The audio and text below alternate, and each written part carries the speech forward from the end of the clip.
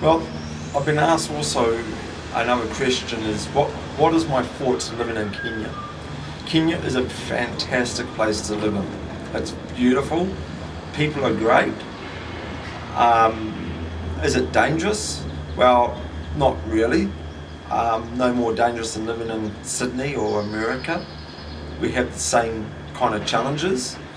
We have cars like Australia and the States. We have motorbikes. The thing that's good here is that we've got beautiful wildlife and there's some really great places. Some of the things that I struggle with Kenya is exactly the traffic. You've got to be watching 4 ways in front of you, behind you, and both sides. You've got to drive if you're the only sane driver on the road and treat everybody else as if they haven't actually got a license or haven't been trained to drive.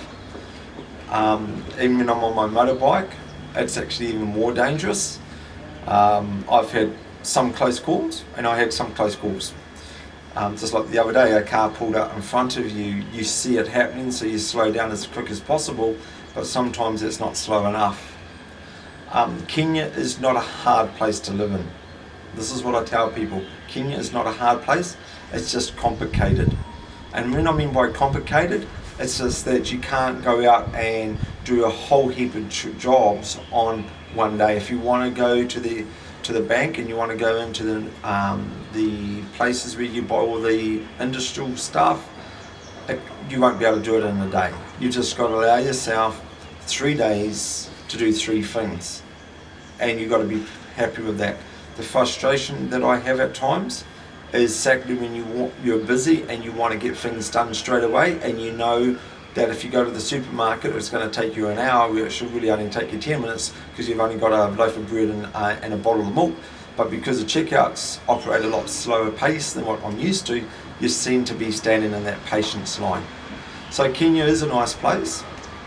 East Africa is fantastic. It's a good place to be in. Would I change it for anything else? Not really. I love what I've got here, and so things that really get on my nerve is basically just my patience trying to get things done, and I haven't got much patience. It's one thing I don't ask for because I don't want it too badly because it hurts, but I know that I've just got to be patient through here and things just work. You find that people are willing to help you, and that people ask me about the corruption. Well, it's a system. That's how you got to see it. We've got a system in Australia that works for Australians. We've got a system in New Zealand that works for New Zealand. You've got a system in the States that works for the States. And we've got a system here that seems to work. And so you've just got to go with the system. If you buck against the system, you can be in all sorts of trouble. And that's fine. That's how I cope with it. And you just got to run with the punches and get over it and just get on with life. We're called to be here, definitely called to be here. So it's a system here. And you might say, oh, do you deal in corruption, Pete? I go, no, I don't.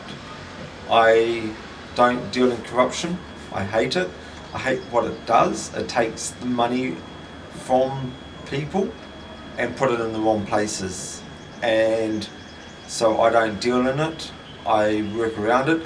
That's why it's complicated, because you've got to work around and stand a lot longer. You've got to fight for it a little bit longer. But you know that that's the right things to do here. Corruption is bad.